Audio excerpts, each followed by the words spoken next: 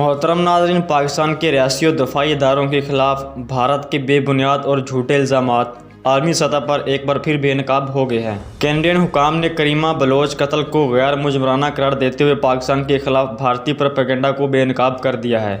Toronto police हुकाम के मुताबिक पाकिस्तान के सूबा बलूचिस्तान से ताल्लुक़ रखने वाली 37 साला करीमा महराब बलोच की गुमशुदगी के हवाले से 20 दिसंबर को उनके फैमिली मेम्बर ने रिपोर्ट दर्ज कराई थी, जिसके बाद पुलिस हुकाम ने 31 दिसंबर को मुकम्मल तहकीकात की और रिपोर्ट दी कि उन्हें करीमा बलोच की लाश मिली है, उन्हें कत्ल नहीं किया गया, इनकी मौत गैर मुजरमाना मौत है और इस हवाले से जितनी भी अफवाहें गर्दिश कर रही हैं वो सब गलत हैं।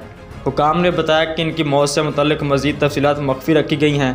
अगर वर्षा इस हवाले से इंसाफ के मुतकाज़ी हैं तो वह बज़रिया इंटरनेशनल ग्रुप एसोसिएशन या दफ्तर खारजा के ज़रिए अदालत से रजू कर सकते हैं। टोरंटो पुलिस ने इस आने पर इज़हार अफसोस और लहकीन से हमदर्दी का इजहार भी किया है।